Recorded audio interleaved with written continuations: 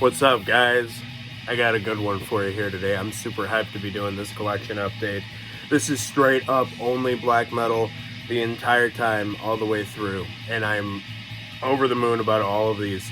This is a mixture of random things, you know, Bandcamp pickups, packages, picking up for myself, just that's accumulated, going on my honeymoon, stuff like that. It's literally a whole bunch of different stuff. And it's long, so I'm going to cut into it. This is what we're listening to in the background. It's a classic USBM within the Sylvain Realms of Frost by Demon Sea in the background. It's really good, keyboardish, old school, straight up 90s black metal, dynamite. We're drinking a red ale, Scarlet Fire Roasty Red Ale by Tighthead Brewing in Mundelein, Illinois. I picked this up at a local liquor store. Very, very hyped to have it because I played at a bar that only served Tighthead beer on tap, and I drank some of this off the tap and it was delicious. 'Tis the season for some roasty beers, eh? Let's throw you.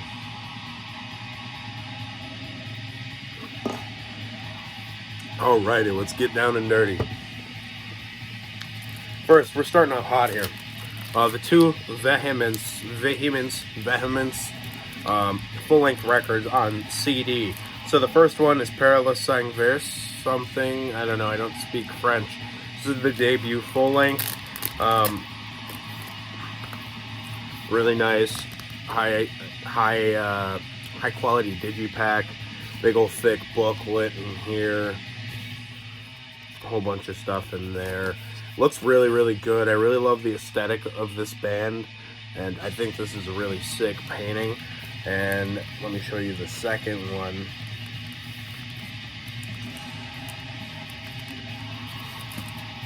So if you guys haven't heard of this band, somehow at this point, this is the newest one. This is Ordelius. I don't know, it's an 85 digipack and it looks super great, super corny. This is like folky, medieval style black metal if you guys haven't heard this record somehow at this point. I feel like this has been talked about so much on YouTube, it's kind of hard to continue, but you guys know my taste. You knew I was going to be getting this one at some point. And it just took forever to get in here. I think I ordered these two CDs in September, and they came in this afternoon. I've heard this a bunch of times digitally already, so I just popped this guy in so I could talk about it. It's great, man. Vehements is dynamite. Next, Swedish black metal, Dawn, one of their EPs. I don't know how to pronounce this one by any means. If I could phone a friend, Brain Smasher, I think, knows how to actually say this stuff. But this is dynamite, melodic black metal with some death metal-ish tendencies and death metal-ish undertones. Now that I said it, could you imagine how this would sound if it was like symphonic with like keyboards and stuff like that?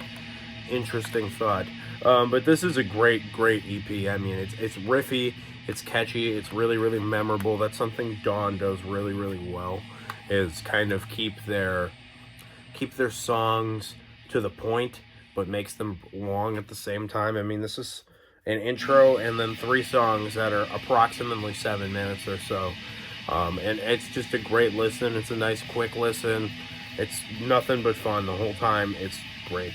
Sarah Flew on Black Wings is probably the best track on here. Yeah, Dawn rules. Next, I picked this up off Hell's Headbangers. I think I got that Dawn CD off there too. The other 2 were from Bandcamp. I've been meaning to pick up a CD from this band, but this is Rua with their album Eternal. This is a Scottish black metal project out on what would be my favorite label, Northern Silence.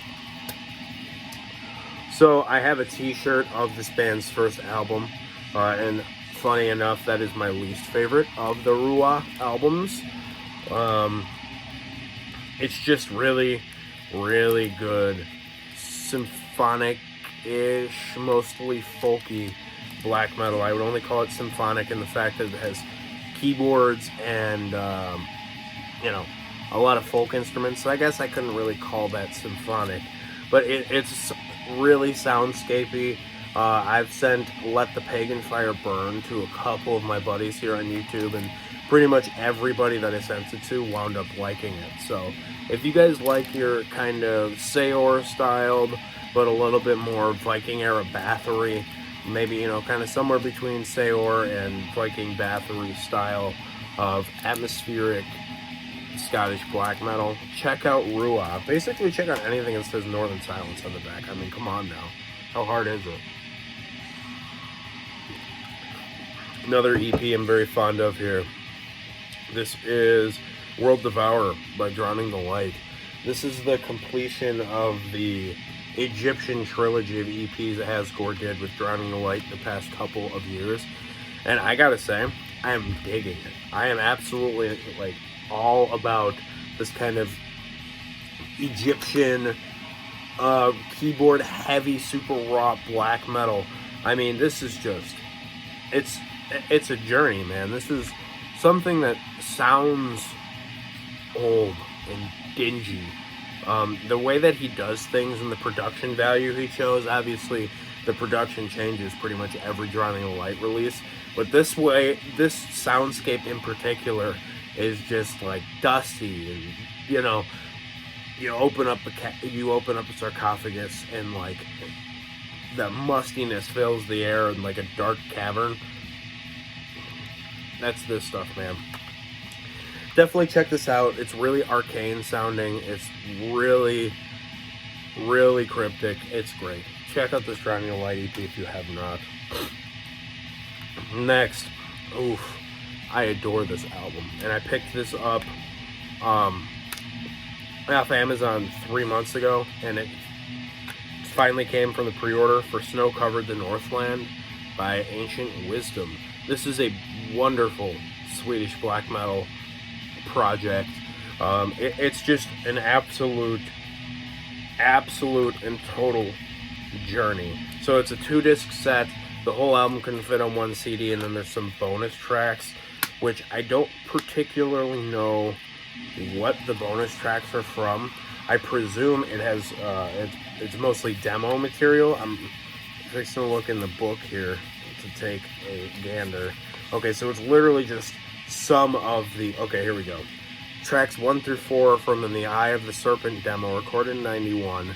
Tracks 5 through 10 are from the Through River of Eternal Blackness demo in 93. Track 11 is a promo. Track 12 is a rehearsal track from 93, so is track 13. And the whole first disc is, I think, just the album. If I'm reading it right, I don't want to sit here and sift through knowledge in front of you guys. I mean, but like, this is like folky black metal with some doomy elements here and there. You could probably tell me that these guys were listening to both Samael, Borsum, and Ulver, and kind of mixing the three together and just make it nice and tranquil, super atmospheric, really, really melodically dense and tonally interesting. And you got Ancient Wisdom, so check this out if you have not. This is the first LP from 1996, and this is the new Peaceful reissue. Check this out if you haven't heard Ancient Wisdom.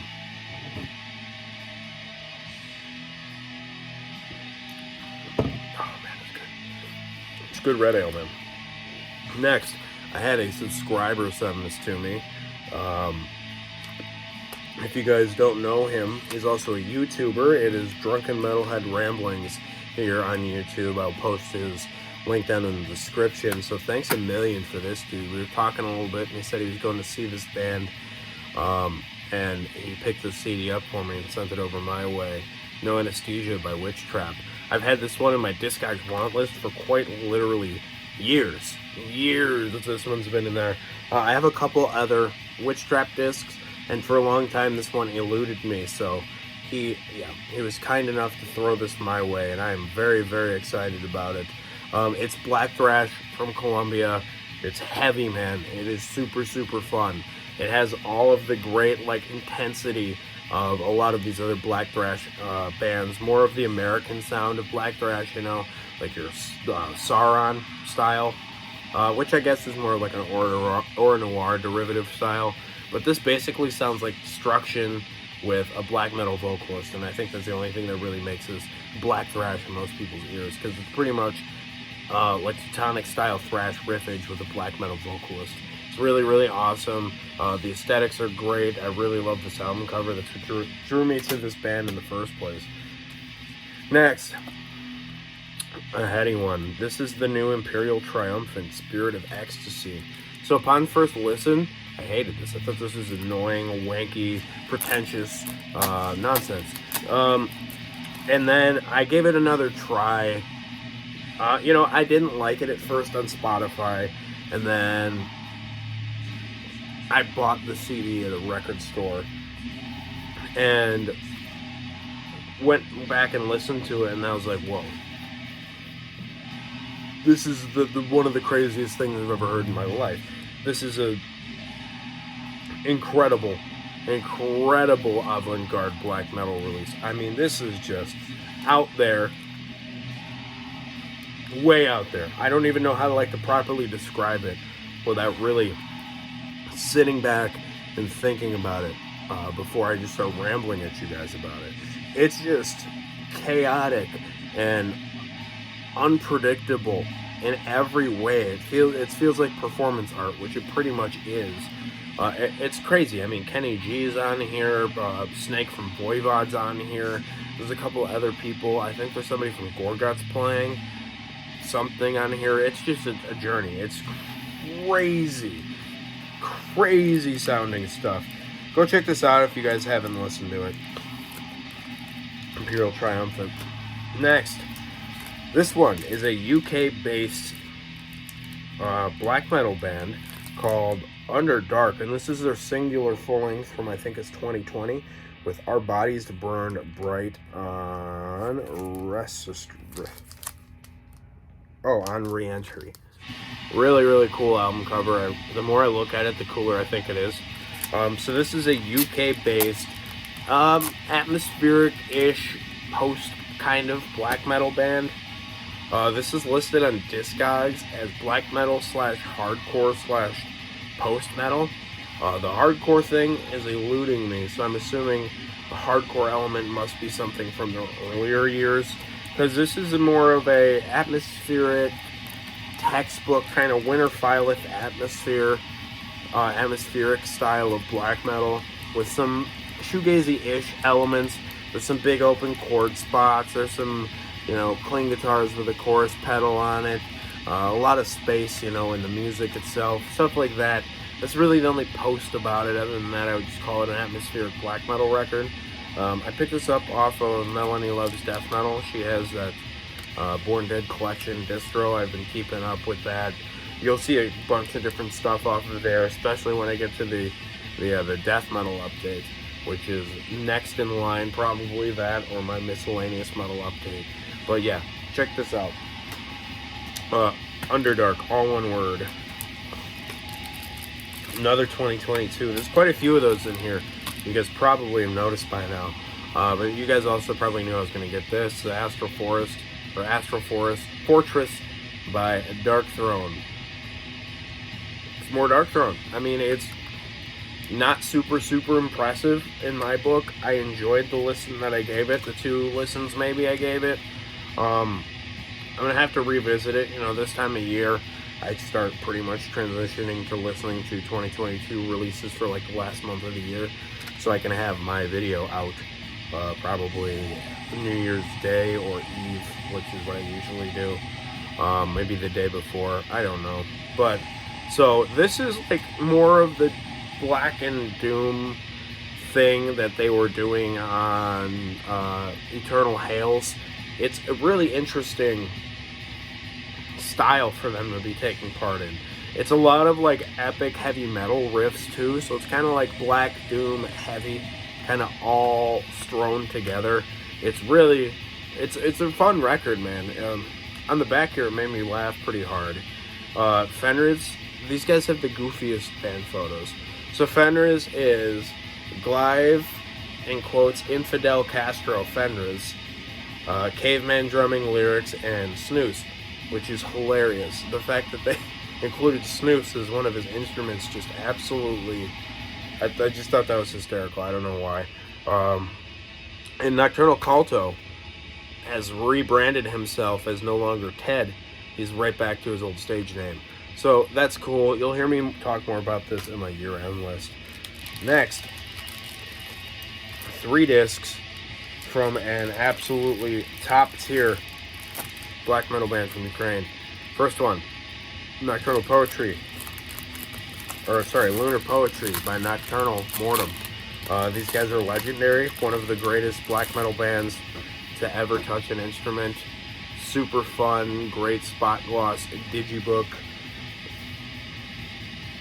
Looks very, very nice. This is my favorite of the Nocturnal Boredom logos. It's the most old school. It's just a book doing book stuff. It's got the lyrics and some pictures of the moon. Yeah, it's great. I mean, it's one of the best black metal demos of all time. You guys have heard me mention this particular release on several occasions. I have it on LP. I've shown it at least twice in the past year, so I'm not going to go too crazy. Next, though, is another digibook reissue of Goat Horns. This one I will open up as well. This is like a pretty reasonable progression from the Lunar Poetry demo. Twilight Fall as well came out before Lunar Poetry. It makes sense that they would sound like this on their first full length. There's a big old Nocturnal Boredom poster in there. I'll actually pull that out and show you guys, because why not? And then behind that is like the lyric book and all that. But I'm probably not going to wind up hanging this, just because like I have no room in here, and once I move into a new nerd room, I'm going to have so many flags I won't have anything like this up really. So here it is in like the negative, and then here is like the normal painting itself. Very, very cool poster, I must say. This is a great record though. I mean, it's so folky, it's symphonic. I guess you can be kind of folky and symphonic at the same time. I wouldn't say Vehements and Nocturnal Boredom are too far off musically. So if you're afraid of, some guys with less than agreeable political opinions, go listen to Vehements, or just man up, dude. Listen to Nocturnal Boredom. And then here is this one, which I still don't know how to pronounce. So I picked this big old digipack up from HHR, and neither discs played without skipping something crazy. There's the cover. You guys know this one. Nice big thick digipack. So this comes with 2 versions of the same album, being an English version and a Ukrainian version. I might have those 2 mixed up. I only listened to the Ukrainian version because why do you need to listen to that in English? I can't understand it anyway. It doesn't matter to me. So I figured having it in their native tongue would be a cooler thing to listen to right off the bat. So neither discs played right. From HHR, I hit up J-Dog on the HHR contact, and he sent me a new one, and it plays perfectly fine in my house. It doesn't play in my van, and I don't know what the deal is with that. Kind of annoyed about it, but it obviously is out of their control, and I am just happy to have it and have the ability to listen to it, at least at home. So, great to finally have some Nocturnal Boredom on CD. I never have. I have a bootleg Goat Horn tape. But, yeah, I don't listen to it much. Next, 2 discs from another band that y'all know, Abbott. So, these are the first 2 Abbott records. There's another one that came out this year. I do not have it. So I'm just going to talk about what I think about these 2. Now, this one I listened to first, Oust Rider. It's pretty good, man. I listened to this, I was like, oh, why is everybody hating on this stuff?